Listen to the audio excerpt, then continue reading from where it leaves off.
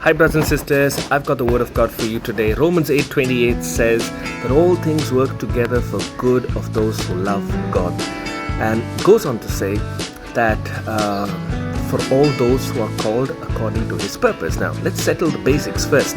You are called according to His purpose because God has called you. God has invited you, and there is a purpose for which He's invited you and called you. God has called you. God says in His word, He says that it is His will that all men be saved. The invitation, that's what the word calling means, invitation into His kingdom and into His love, into this loving relationship is for everyone, no matter who you are. Those who accept this invitation and put their faith in Jesus Christ really are part of the called. Those who don't are refusing that invitation. But that invitation still stands. The choice is yours. And there's a purpose for that invitation. There's a purpose for your life. There's a plan for your life.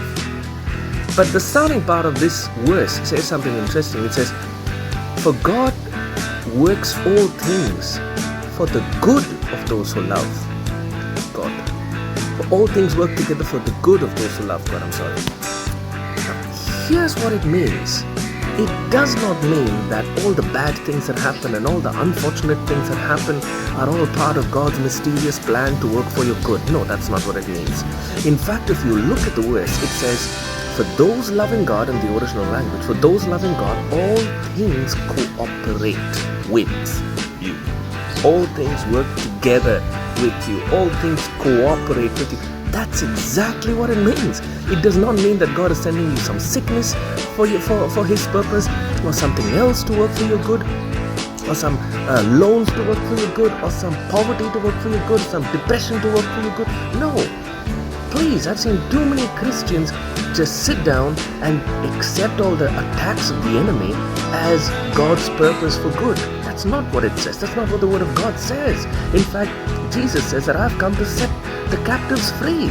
I've come to open blind eyes, to preach the good news to the poor, to preach freedom, to bring peace. Right? There's not one suffering person that Jesus spoke and said, listen, this is because God is working all things for your good. Accept it, suffer through it. No. In fact, He healed the sick. He set the oppressed free. Brothers and sisters, the Word of God says in Isaiah, He says, if anyone, they will, although they assemble against you, they are not assembling because of me.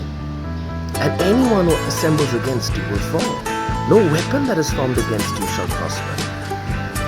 And every tongue that rises against you, in judgment you will condemn. Now, these are the words of God. All things working for your good does not mean that all the bad things are working for your good.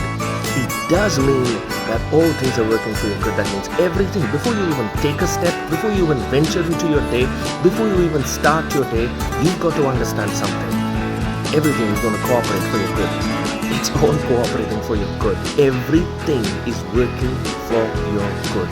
So there's not going to be any unfortunate circumstances. You've got to believe this.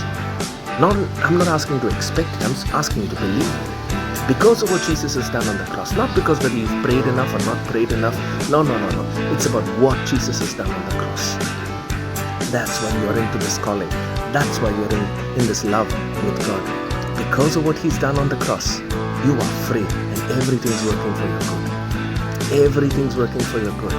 That means no matter what the enemy is planning out, it's all working for your good. Things are cooperating. Situations are opening. Doors are opening first for you. It's just opening out for you because all things are cooperating for your good. All things are cooperating. In fact, the word used in Greek is a word that we use for in English for synergy. Everything's working in synergy, in sync. Everything's working together for good for you. So let me examine some unfortunate thing is there. Or if you're suffering from some sort of sickness, stop sitting down and saying, it's all things working together for good. No. Get up, speak out, declare and receive the healing of Jesus Christ on that cross.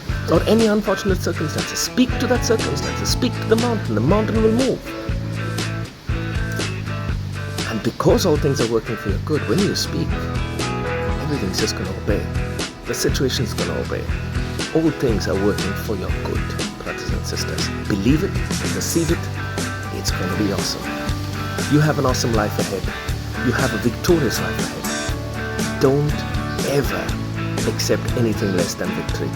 Jesus paid his precious blood for you to live this life of victory. Don't let it go away.